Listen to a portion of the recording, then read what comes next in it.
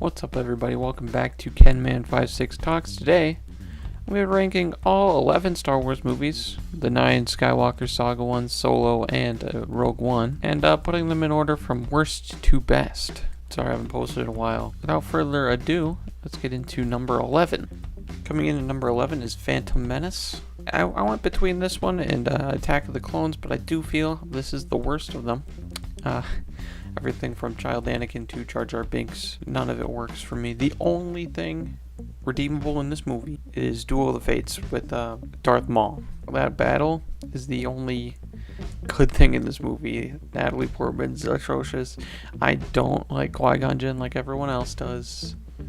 Just it's not a good movie, and I hate watching it every time. Coming in at number 10 is Attack of the Clones. It's on the same par as Phantom Menace, but I love how outlandish it is. Like the scene where Obi-Wan just jumps out a window. He doesn't even think about it. He sees the drone, he just jumps. It's outrageous. It's fun. There's the scene where the plane blows up, and I think it's the funniest thing ever. I guess I was wrong. There was no danger at all. You get a little more Mace Windu. He's pretty epic. I mean, Count Dooku's pretty cool. There's not much redeeming. These two are by far the worst. Coming in at 9 is Solo, a Star Wars story. It's alright. It's entertaining. I think everyone does exactly what they need to for this movie. I don't know. It feels weird giving Han Solo a character arc before, his character arc in the original trilogy. There's also a robot that I'm not very fond of, and I think they made weird choices with Lando that I don't agree with, but overall it's a pretty good time. I like Woody Harrelson, even though some of that stuff feels rushed and unnecessary. Other than that, I think Solo is a pretty good time. Coming in at number 8 is Rise of Skywalker. Yeah, it was kind of a disappointing way to end the trilogy. Shoehorn in Palpatine. It's a mess. The first 20 minutes of this movie legitimately hurt my head. They move that fast and don't really feel like anything happens. It's kind of insane. I don't know how to explain it, but it's really tough for me to watch. So for that reason alone, it had to be the lowest of the new trilogy. I'll talk about the other ones in a minute, but episode 9 it didn't do it for me. But it does have, cool visuals. I guess it's cool to see Palpatine, even though I think the final battle is very anticlimactic, and I think that has issues because of the way they set it up in episode 7 and 8, but I'll get into that more once I hit 7 and 8. Coming in at number 7 is episode 7, The Force Awakens. I loved this movie when it came out. I went and saw it in theaters multiple times. It was so cool just to see another Star Wars movie, but it very much is a rehash of A New Hope. There's the scene with the squiggle monster, I don't even know what it's called, on Han's ship. I think it's a good movie, don't get me wrong. Like, I enjoy watching it. And they rehash the Death Star into Star Killer Base. Like, that's the most generic, boring, copied name I have ever heard. Other than that, the movie's fun. It's great to see these characters return. I think it's better without watching the other two movies.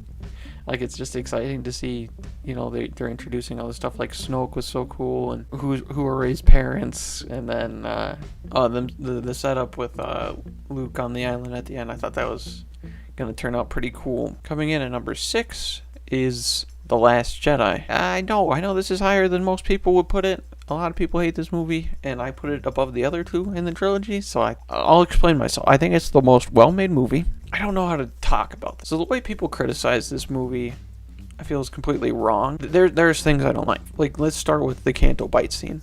I don't like it. I think it's fine that you go there. The war profiteering, whatever, that's actually pretty cool that they talk about that, because it completely makes sense. The whole animal cruelty thing, like, they get stranded on an island and they're like, oh, that made it worth it because we saved a couple animals. Like, that stuff bothers me. Rose, she gets on my nerves, especially when she saves Finn. I do believe that Finn should have sacrificed himself to save the Resistance before Luke would show up. I get the whole, you don't win a war by, sacrificing the people you love, blah, blah, blah. Whatever. Luke, I really like Luke in this movie, and I know a lot of people that don't, that think it's bad character writing. It's not. He's given a character arc. He's a flawed character. He had one moment of weakness, and that drove him into the wrong mindset, which spiraled his actions. It's compelling story writing. It has the best visuals in any of the 9 Skywalker saga movies. I don't like Holdo. The hyperdrive stuff doesn't bother me because why would you kamikaze? Also, you had to line it up, and I don't know. You can't just. I think it was one of the Star Wars movies. They said they couldn't put hyperdrive in something too small, so you'd be wasting a lot of resources doing what you did. I don't know. That whole stuff doesn't bother me. I think the throne room scene's awesome. I really don't care that they killed Snoke. The more that I think about it, it's fine. I don't like the fact that it's just brushed off in Episode 9 that he was Palpatine the whole time, or Palpatine created him. Okay. I don't think JJ intended for that originally. I'd have to go with it as my favorite of the new trilogy. Coming in at number 5 is Return of the Jedi. I loved this movie as a kid. There's stuff I really love about this movie. I love the final throne room scene with Luke and his father defeating the Emperor. That's great stuff. Where I don't like this movie is the Ewoks and Han Solo and Leia just going around Endor, goofing around and blowing people up with rocks and stuff. It's a weird movie. The Jabba sequence, I think, is a little too long just for getting Han Solo back. I am a believer he should have died at the end of Episode 5. Luke's plan doesn't make much sense going in there. If he was just going to, slaughter everyone out on the boat, why didn't he just do that at Jabba's palace instead of getting everyone captured and then doing it? Couldn't tell you. Also, Boba Fett was wasted. That's all I really got to say about Episode 6. Coming in up at number 4 is Rogue One. I think Rogue One is the most underrated Star Wars movie. It's not boring. It's a war movie, and I love war movies. There are things I don't like about it. I don't like Saw Gerrera. I think Forrest Whitaker's character is completely stupid and pointless, and he just lets himself die for no reason. That bothers me so much. But it is so stunning. It's just beautifully shot. I like Ben Mendelsohn's character. I just like Ben Mendelsohn, maybe. I don't like the CGI Grand Moff Tarkin. The Leia at the end doesn't bother me just because it syncs it up. The Darth Vader scene is some of the coolest stuff ever.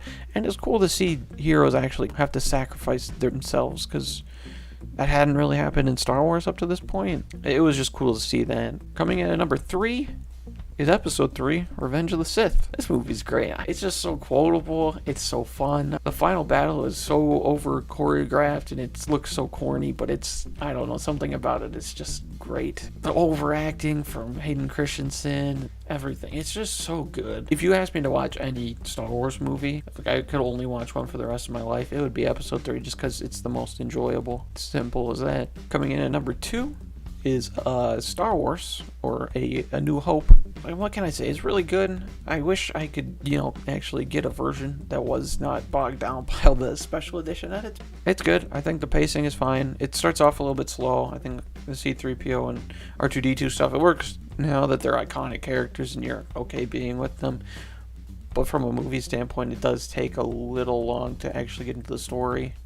Also, Luke's kind of a whiny bitch, and it would be better if he was not.